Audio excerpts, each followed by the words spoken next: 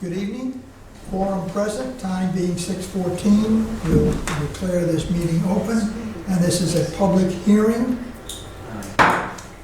January 13th. I believe there's an item, it's the proposed water rate increase, but there's a presentation to be made for the public and the viewing public of this presentation as well. Go to it. Thanks, Alan. This is in preparation for a discussion of a rate increase before the board. I'm sitting here so I can discuss this with our viewing public and also with the board. We're looking at the work we've got proposed for this year and the following several years, and why we're looking for a rate increase at this time. This is the beginning of our fiscal year, starts March 1st. It does get a little confusing because our fiscal year ends in February of 2021, so this year is called our fiscal year 21 instead of 20. Just keep a few little reminders through the presentation that when we say 21, we're speaking of this coming year, this fiscal year for which we are working on our budget. And for a little background information, we serve 3 towns, just under 50,000 customers. We have 17,000 meter connections, and we average over 3 million gallons of water a day. That makes us a medium-sized system for the state of Rhode Island. And our big issue for this year, I'm sure a number of people have been following our water leak we had on our transmission main, is the fact that we now have a water supply back in service. It was quite an interesting year because it had our entire water supply at risk, and now we're looking to see what we can do to supplement the existing supply. This is a slide from my presentation I gave at this time last year, and again we were talking about the risks to our water supply. All of our water comes from Providence Water through a water main that is in a tunnel 170 feet below the Providence River. And there are risks to if something happens on the Providence side of the water supply system, and of course our pipeline. We didn't think the pipeline would be an issue this soon. It's only 20 years old, but it sprung a leak approximately 1/3 of the way under the river, so it was not repairable. So this ended up being a pretty serious situation for us. We really had to think through how to get this repair done in a timely manner. We definitely didn't want to run out of water. We found we couldn't shut the main down because the backup supply would not provide enough water through the summertime. It would provide an average day, but not a summer's day. We didn't want to take that risk of losing pressure in the system and losing fire flow in the system. So we kept the pipeline in service until we shut it down in the fall when our demands dropped, and put a new pipeline inside of the old pipeline. This was a $4 million unplanned expense. We did end up getting some money reimbursed by the insurance, which they paid for the actual water that we lost and some of the fees by the lease of the property that we needed to do the repairs. So what is our remedy? The remedy we've been talking about for quite a few years now is to connect to Pawtucket Water as a fully separate supply. The supply we have now only connects to one source, Providence. Our first part of getting to Pawtucket is to run a pipeline to East Providence. That East Providence line will give us another connection to the Providence water supply. But again, we're still at risk. Should that Providence have a problem on their side, we're going to be out of water again. So the only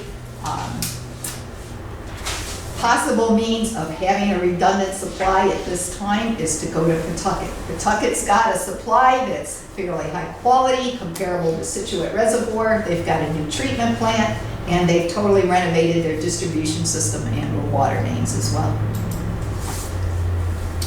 So part one, we're actually starting this year. This is fiscal year 21. We're looking to bid this within a few weeks and get it ready for construction in April of this year. It's 1.5 miles of 24-inch main. We should be able to get about 6 million gallons of water from this supply, whereas we were limited to less than 4 with our previous connection.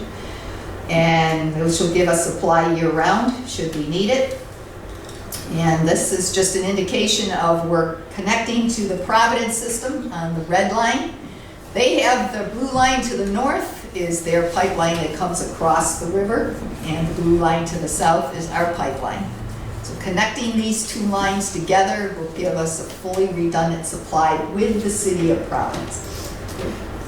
But part two is running a pipeline from that East Providence tank up to the Pawtucket water supply system. That's going to be 5 miles of 30-inch, very expensive, going through city streets. We are working with the city of East Providence to be able to share the cost, as they also need a backup supply, as they're in the same situation we are, except their pipelines are even older than ours. And so this is also being added into our budget. But when we have both these pipelines in service, we'll be able to use either one and both together. We'll have to use some water from each supply to keep the water in the pipelines fresh. But what we'll be able to do in that case, you can take the minimum from each, and then you can go with the cheaper supplier for the balance of the water. So for supply projects in our capital budget, we have a 10-year capital plan. We have included phase 1 and phase 2 of the Pawtucket pipeline for supply, and also we're looking at some issues around the Nayet Road pump station, which is in a low-level area because of climate change. We're looking to build a wall and raise a transformer that sits fairly low. We've already, when we renovated that station, we put up a lot of our equipment inside the station at higher elevation previously. So in our overall infrastructure plan for the rest of the system, other than supply, we've got a program to replace clean and line water mains, replace asbestos concrete pipes. They tend to get brittle as they get older and are subject to more stresses. Eliminate some of the low pressure zones. We're starting work on that this year, as a matter of fact, with building of a pump station. Minimizing shutdowns, making the system more reliable, putting more valves in the system, tying in dead ends for flow purposes. So if we have to shut down a section, there will be feeds from other sections of the system. We're paying a lot of attention to water quality. We're looking at more SCADA water quality information coming in from various points in the system. We're adding pressure and flow monitors throughout the system so we can find things before they become an issue. Again, mentioned climate change. We're also very aware of how that's going to affect our system, mostly at our major pump station, and we're also looking at removing the dams. There's a lot of issues around the Kickamuit Reservoir with storm surge and water flowing back up over our dams, and looking at removing the dams to create a better situation for future with storm surges, and we're going to have a presentation actually on that a little later in the meeting. So in the capital budget for distribution for our future capital this year's and capital plans going forward, we're extending the high pressure zone, which means we're building a pump station this year, and then installing 4 miles of water main to make interconnections between various sections of the system to be able to move to expansion on that zone.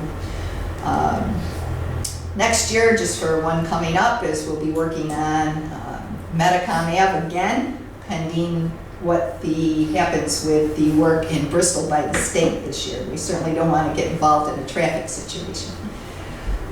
We're looking at water main renovations continuing. We're right now 14 miles over the next 10 years. eventually replacing the Barrington water storage tank, and we've been working on the meter replacement program and starting the data collection program this year as well. Just gives you a picture of where the money's going. The green is the Pawtucket Pipeline source water projects. The purple blue is the distribution system projects. And I do have some orange on here, and that's the demolition of our treatment plant. We're looking at starting work on that next year. And it's going to be a major project to remove that structure. And looking at debt service, which is a big part of our budget. To get all these projects done, we'll be incurring more bonding. Right now, the blue is the bonds that have already been issued. We took out an $18 million bond this last fall. That bond is paying for the phase one of the Pawtucket Pipeline, the $6 million we're starting this year. It also paid for $3.4 million of the repair to the East Bay Pipeline. And it pays for the distribution work that we're doing this year, about $2 million. The future bonds in the orange are actually for half the cost of phase two of the Pawtucket Pipeline, assuming at this point that East Providence will join us. It's about $1 million a year in debt service added on to our existing debt, and also continuing our distribution projects. So this year's capital budget for fiscal year 21, so as I mentioned, includes the debt service for the repair of the Base Pipeline, Pawtucket Pipeline, pump station, distribution, and some other cash projects for facility work that we need to do. For our water main projects for this year, we're focusing on a cleaning and lining project. Last year we did water main replacements. We're doing some in Barrington, Bristol on the State Road on Hope Street. This is the southern end of Hope Street. Definitely away from the construction work that's being done further north. And we're pretty much going to clean and line a lot of the central part of Warren. It's the old section. It's had some issues with buildup of tuberculation inside the cast iron mains, and we're looking to do that work and hopefully get most of it completed in this project. Also, we're replacing galvanized service. Some of them had lead connectors. We're not sure which ones that had the lead connections, so we're going systematically through the system and replacing all of the galvanized. We've got approximately 150 of those to do in the system. And our operations and maintenance budget for this year, we've kept that fairly level the last few years. This year we do have an increase of about 4.7%, mainly because we're getting hit with a number of more expensive projects this year. Providence Water just proposed a rate increase of 20.7%. So we have some funds to cover a partial rate increase. What we do is we fight that rate increase at the PUC. Our legal counsel hires a financial counsel as well. It gets a little expensive, but it's well worth it. We've done very well with reducing the Providence rate requests in the past. So it definitely pays for itself. We're doing some soil remediation for lead at Hope Street site. We've been working on the dam removals for engineering for the Kickamuit, and we just applied for a matching grant for some of the engineering work, and we're going to be applying for another one the end of this month. So we are looking that we will be getting some funding to continue this work as well. We have a lot of retirees this year. So there's some program for getting some of the more critical people in a little bit earlier for training. And then we also allotted some funds for possible paving expenses proposed by the town of Bristol. So our 21 proposed total budget overall is broken down by percentage. 22% is for employee expense, which is considered relatively low and heavily labor utility. We do most of our work, obviously, in the field. It is all labor costs.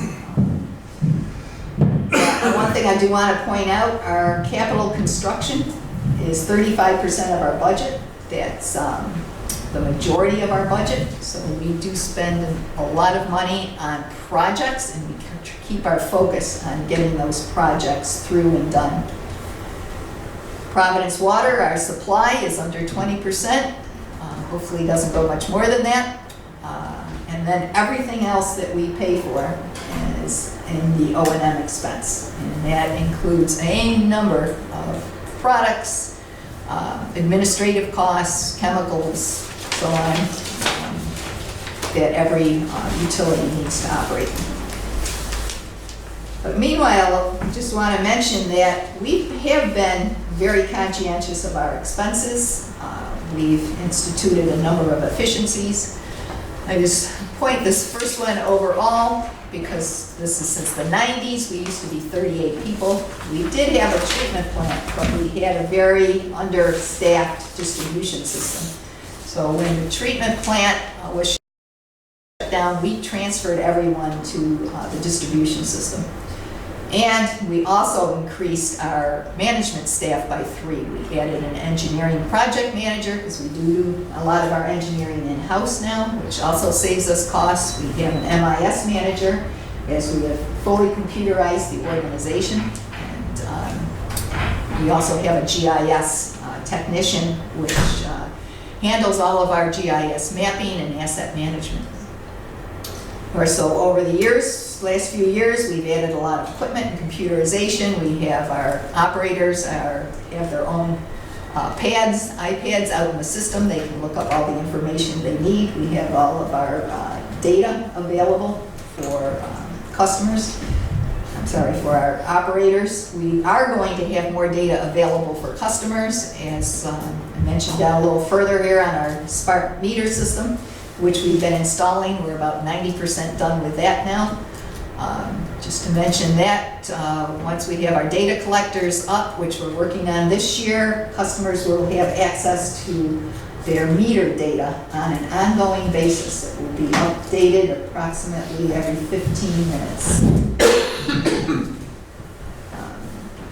Other things, one thing I want to mention we are doing is we purchased a backhoe and a dump truck, so we now hire a maintenance crew to take care of that work for us. Now that we're going to be freeing up 1 or 2 people from our reading meter system, we'll be able to help them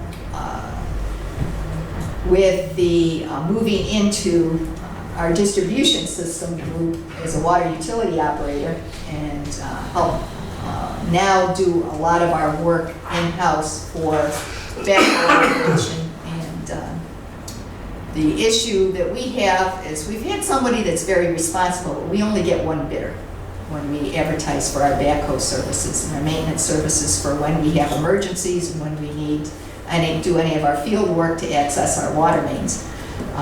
If we lose that person, we're going to be in a very difficult situation. So we're moving to doing it in-house, which will actually help us do things as we need to have them done without having to call someone in. So we'll have a much higher level of efficiency and cost savings.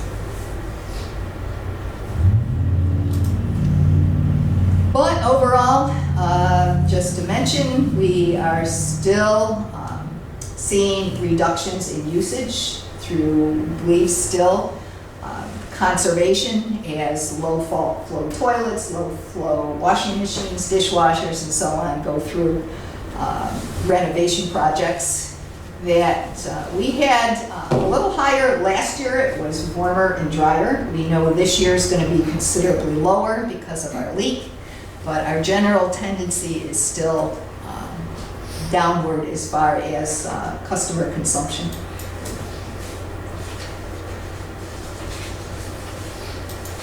So this was just what we accomplished last year. We did a lot of water main replacements for about $2.4 million in Barrington and Bristol. We did our meter replacement program. We're, as I mentioned earlier, about 90% complete with that. We're just doing the ones that are a little harder to access now for probably the next year. This will provide, the biggest asset for customers will be leak detection. It will give us a notice if they see water running constantly. And the biggest problem customers have is a toilet leak, which can add up to a significant amount of water loss and get quite costly. So this will enable us to notify a customer fairly quickly that they may have a leak. Also, the customer will be able, and by the end of this year, to look up all of their information online for what they've been using on a timely basis. So, our 21 rate increase for this year is needed for quite a few projects. Our biggest one, as I showed earlier, is for water supply. We are looking to set up our rates to be able to provide debt service for the Pawtucket Pipeline project, for the Phase 1 and the Phase 2, the infrastructure projects that we're also doing for the water distribution system. We still need to maintain reserves for bonding and reduce future rate increases, and as I mentioned, reductions in consumption. The board has met on the budget. The Finance Committee has met several times on looking at our budget for fiscal year 21 and moving forward for the next few years, and also looking at the impacts of our projects over the next 10 years and where our rate increases would be needed to cover all of the projects we have planned. And we came close to this year. This is, there isn't a Imagine a Day Without Water Day. It's generally in October. We do put out a notice on occasion to just to think about what if you didn't have water for one day? What would you do? And you have to think about where all your water comes from and what you use it for. Even if you couldn't go to Starbucks and get a cup of coffee or Dunkin' Donuts because there's no water. And that's just for one day.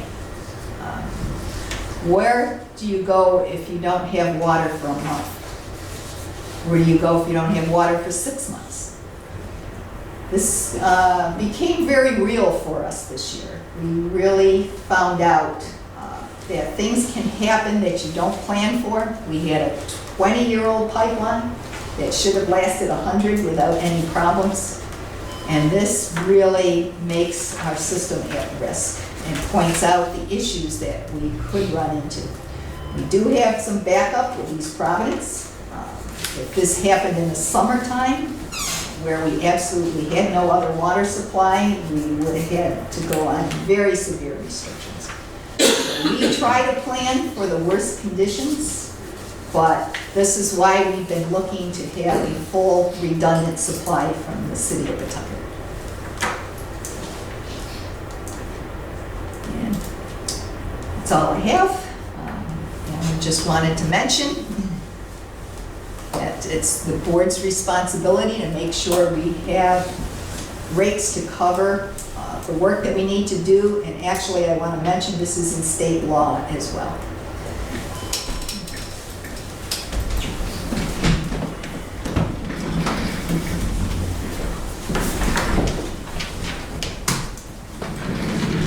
I guess, thank you, Pam. I guess we're in a little odd situation in that this is a public hearing, and this is where we would offer the public the opportunity to speak to us, raise questions, or make statements, what have you.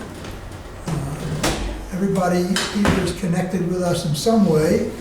Joy Hearn is here as a liaison from the council, so she's the closest thing to the public that if she wishes to make some comment, you're welcome. But there's no one else here from the public at this point.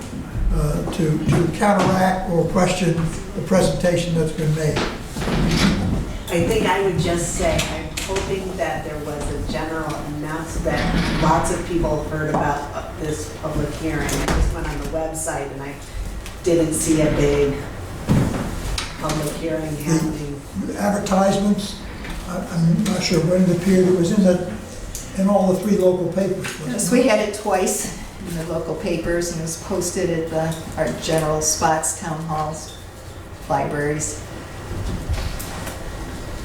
Randy, how about It was on the website. inquiries in the website? I know you tell us how many people go on the website. Do you have the record of how many people looked at that? do I could find it out, but I don't know off the top of my head.